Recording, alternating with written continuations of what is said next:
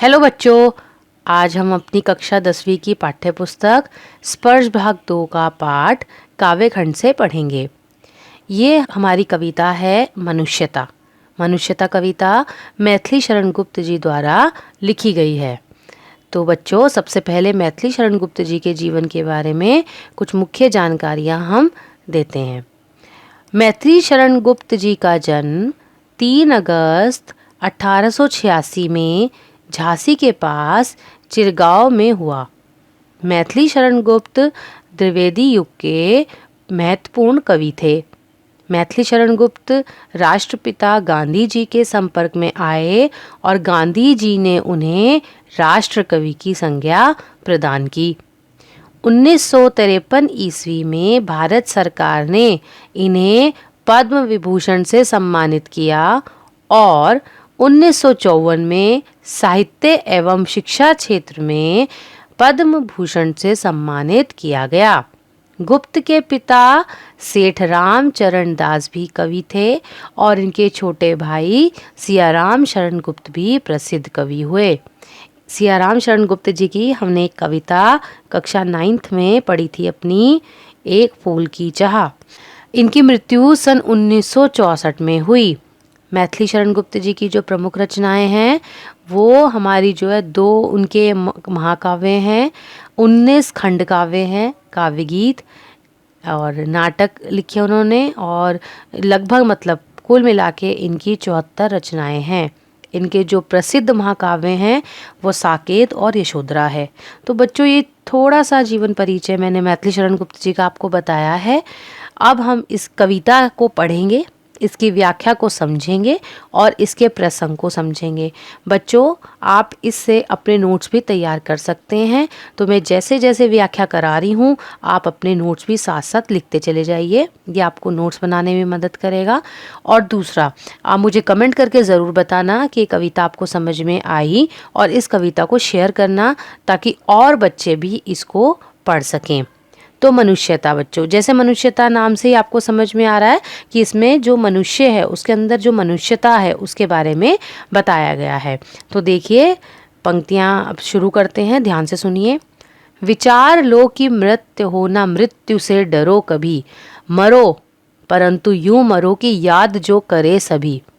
हुई न यूं सुमृत्यु तो वृथा मरे वृथा जिए, मरा नहीं वही कि जो जिया ना आपके लिए। वही पशु प्रवृत्ति है कि आप ही चरे, वही मनुष्य है जो मनुष्य के लिए मरे। तो इसमें देखिए जो कठिन शब्द है, जैसे ऊपर मृत्यु आया, मृत्यु का मतलब मृत्यु होता है, यो मतलब ऐसी, फिर वृथा, वृथा मतलब बेकार, और पशु प्रवृत्ति मतलब आदत, और पशु मतलब जानवरों जैसी आदत। तो अब इसकी हम सबसे पहले संदर्भ पढ़ते हैं, प्रसंग सुनते हैं। तो इसका प्रसंग क्या है हमारे पास? प्रस्तुत कविता हमारी पाठ्य पुस्तक स्पर्श भाग 2 से ली गई है। इसके कवि मैथिली शरण गुप्त हैं और इन पंक्तियों में कवि बताना चाहता है कि मनुष्य को कैसा जीवन जीना चाहिए। तो व्याख्या देखिए क्या है। विचार लो कि मृत्यु होना मृत्यु से डरो कभी। कवि कहता है कि हमें जान लेना चाहिए कि मृत्यु तो एक दिन आनी ही है, यानी मृत्यु का होना निश्चित ही है, तो हमें मृत्यु से डरना नहीं चाहिए। कवि कहता है कि हमें कुछ ऐसा करना चाहिए कि लोग हमें मरने के बाद भी याद रखें। जो मनुष्य दूसरों के लिए कुछ भी कर जाते हैं उनका जीना और मरना दोनों ही सफल होता है, और जो व्यक्ति किसी के लिए कुछ नहीं कर जाता उनका जीना और मरना दोनों ही व्यर्थ यानी बेकार हो जाता है। मरकर भी मनुष्य जो है, इस तरह के जो मनुष्य होते हैं वो मर के भी नहीं मरते जो दूसरों के लिए कुछ कर जाते हैं, क्योंकि कवि कह रहा है कि अपने लिए तो जानवर भी जीते हैं। तो कवि के अनुसार मनुष्य वही है जो दूसरे मनुष्यों के लिए मरे, अर्थात दूसरों की चिंता करे और दूसरों की मदद करे। दूसरा पैराग्राफ देखिए।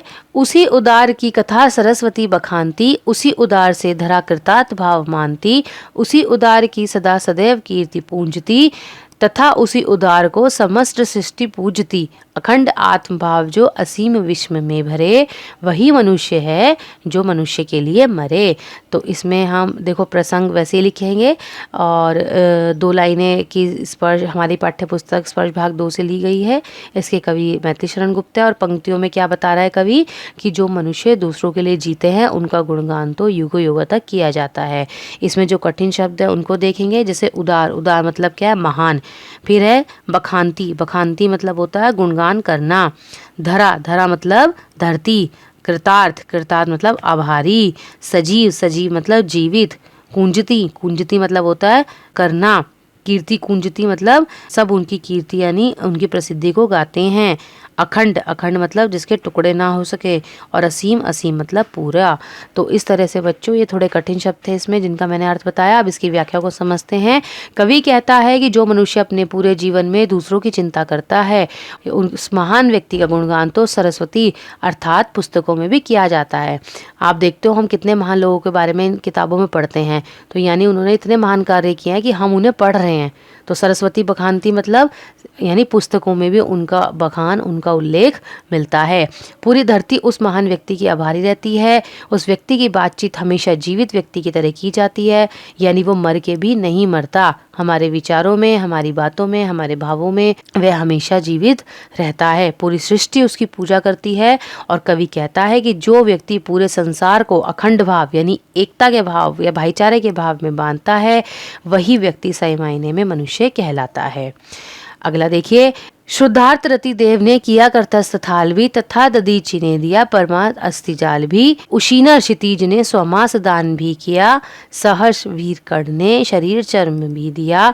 अनित्य देह के लिए अनादि जीव क्या डरे, वही मनुष्य है जो मनुष्य के लिए मरे। प्रस्तुत कविता हमारी पाठ्य पुस्तक स्पर्श भाग 2 के पाठ से ली गई है, मनुष्यता के, और इसके कवि जो है मैथिली शरण गुप्ता है। देखो इस पंक्ति में कवि क्या कहता है, क्या बताया है कि महान पुरुषों के उदाहरण दिए हैं जिनकी महानता के कारण उन्हें आज भी याद किया जाता है।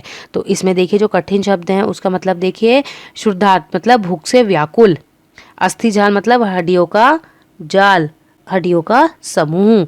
उशीनर मतलब उशीनर देश के राजा शिवी, गंधार देश के राजा शिवी थे, उनके बारे में बात हुई है। क्षितिज मतलब शिवी थे वो। सहज मतलब खुशी से, अपनी खुशी के, अपने हर्ष से, अपनी खुशी से कोई काम करना। शरीर चर्म मतलब शरीर का कवच। तो ये इसमें कठिन शब्द थे। अनादि मतलब जिसका अंत होना ही है। तो कवि कहता है पौराणिक कथाओं में ऐसे व्यक्ति को उदाहरण भी भरा पड़ा है जिन्होंने अपना पूरा जीवन दूसरों के लिए त्याग दिया, जिसके कारण उन्हें आज तक याद किया जाता है। भूख से परेशान रतिदेव ने अपने हाथ की आखिरी थाली भी दान कर दी थी। कोई भिखारी आया खाना लेने के लिए, तो उन्होंने अपने हाथ की आखिरी थाली भी उसे दान कर दी। महर्षि दधीचि के बारे में हम सबने सुना है, उन्होंने अपने हड्डियों को दान कर दिया था, क्योंकि ये कहा गया था कि अगर दानवों का नाश करना है तो उनकी हड्डियों से वज्र यानी शस्त्र बनाया जाए और उससे उनका विनाश होगा। तो उन्होंने अपनी हड्डियां दान कर दी थी। उशीनर देश के राजा शिवी ने कबूतर की जान बचाने के लिए अपना पूरा शरीर का मांस दान कर दिया था। और कर्ण के बारे में तो हम सभी जानते हैं कि कर्ण ने अपनी खुशी से अपने शरीर के कवच और कुंडल दान कर दिए थे। तो कवि कहता है कि ये आज भी हम इनको याद करते हैं क्योंकि ये मनुष्य थे। तो इन लोगों ने कभी भी अपना नश्वर जो एक दिन नष्ट ही होना है उस शरीर के लिए नहीं डरे, इसीलिए वे मनुष्य कहलाए। और मनुष्य वही है जो दूसरों के लिए त्याग करता है, जो दूसरों के लिए जीता है। अगला देखिए, सहानुभूति चाहिए महान विभूति है यही, वशीकृतता सदैव बनी हुई स्वयं ही। विरुद्ध भाव बुद्ध का दया प्रभाव में वहा, विनीत लोक वर्ग क्या सामने झुका रहा। वही उदार है परोपकार जो करे, वही मनुष्य है जो मनुष्य के लिए मरे। तो शुरू की 2 लाइनें तो आप वैसे ही लिखेंगे। उसके बाद इन पंक्तियों में कवि महात्मा बुद्ध का उदाहरण देते हुए बताते हैं कि वे दया करुणा का सबसे बड़ा धन बताया है। और इसमें उन्होंने ये उदाहरण देकर बताया कि मनुष्य कैसे होते हैं, ऐसे मनुष्यों को याद किया जाता है। कवि कहता है, इसमें कठिन शब्द देखिए जरा, इसके जो कठिन शब्द हैं, जैसे सहानुभूति यानी दया करुणा। महान विभूति का मतलब होता है कि सबसे बड़ी हमारी संपत्ति, हमारा धन सबसे बड़ा। वशीकृतता मतलब वश में करने वाला। मही मतलब ईश्वर। विरुद्धवाद मतलब खिलाफ होना। तो तो क्या कह रहे हैं कवि, मनुष्य के मन में दया व करुणा का भाव होना चाहिए, यही सबसे बड़ा धन है। स्वयं ईश्वर भी ऐसे लोगों का साथ देते हैं। इसका सबसे बड़ा उदाहरण है महात्मा बुद्ध, जिन्होंने लोगों का दुख नहीं देखा गया और वे लोक कल्याण के लिए दुनिया के नियमों के विरुद्ध चले गए। इसके लिए क्या पूरा संसार उनके सामने नहीं झुका? अर्थात क्या दया के भाव परोपकार के कारण आज भी उनको याद नहीं किया जाता? क्या उनकी पूजा नहीं की जाती? की जाती है। महान कहा जाता है और उनके परोपकार को आज भी याद किया जाता है। तो मनुष्य वही होता है जो मनुष्य के लिए जीता और मरता है। अगला देखिए, रहो ना भूल के कभी मृदान तुच्छ व्रत में, सनाथ जान आपको करो ना गर्व चित्त में। अनाथ कौन है यहाँ?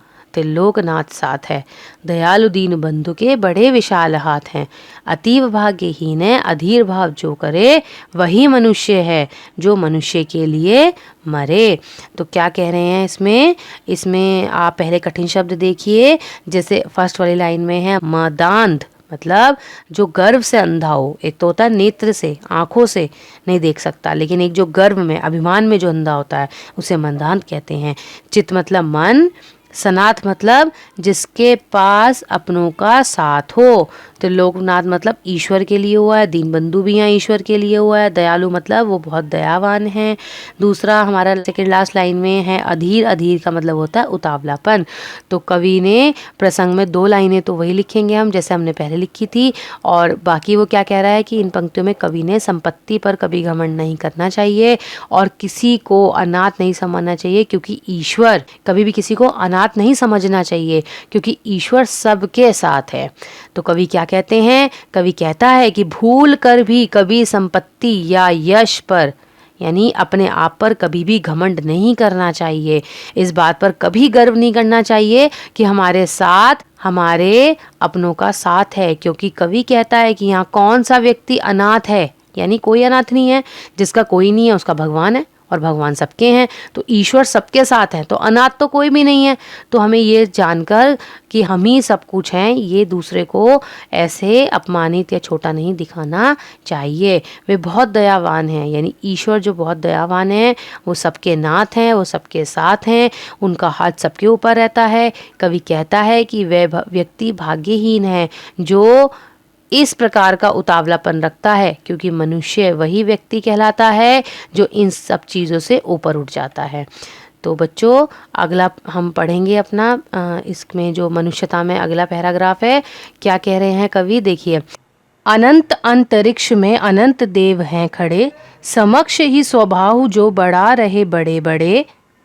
परस्परावलंब से उठो तथा बढ़ो सभी, अभी अमर्त अंक में अपक हो चढ़ो सभी।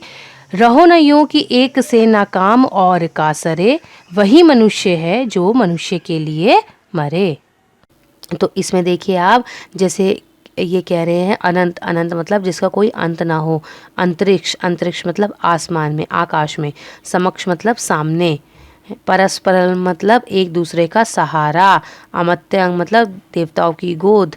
अपक मतलब कलंक रहित। तो इसमें कठिन शब्द थे, तो इनकी शुरू की 2 पंक्ति तो आप वैसे ही लिखेंगे कि प्रस्तुत कविता हमारी पाठ्य पुस्तक स्पर्श भाग 2 से ली गई है। इसके कवि मैथिली शरण गुप्त है, और इन पंक्तियों में कवि ने कलंक रहित रहने व दूसरों का सहारा बनने वाले मनुष्यों के बारे में बताया है कि वे मनुष्य, देवताओं भी ऐसे मनुष्य का स्वागत करते हैं।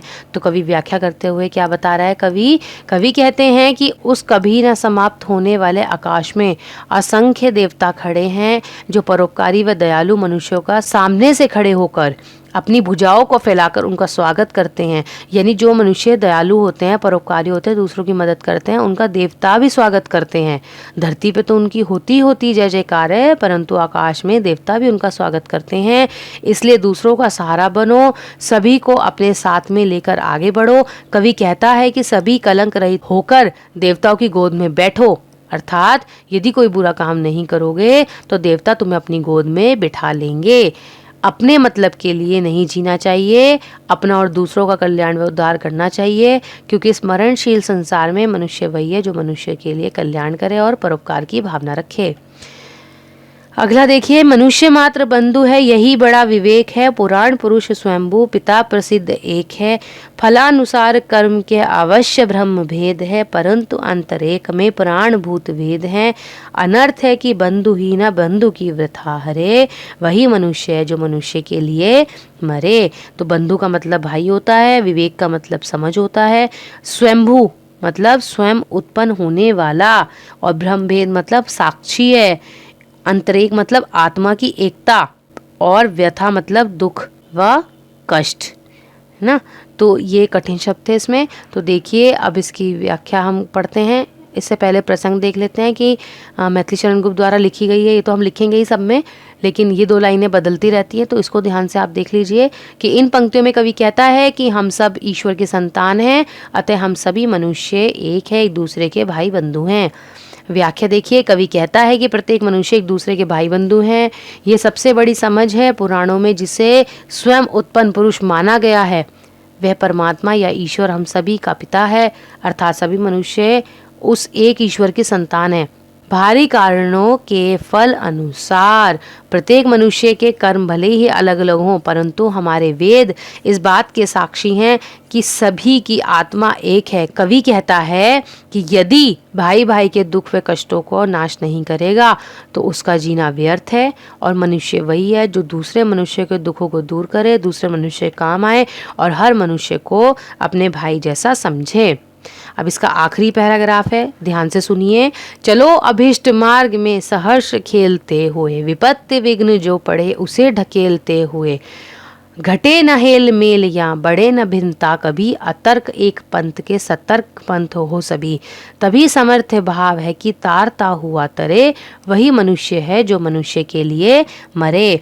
इसमें अभिष्ट शब्द का मतलब है इच्छित, मार्ग का मतलब रास्ता, सहर्ष मतलब अपनी खुशी से, विपत्ति विघ्न मतलब संकट बाधाएं, अतर्क मतलब तर्क से परे, सतर्क मतलब सावधान।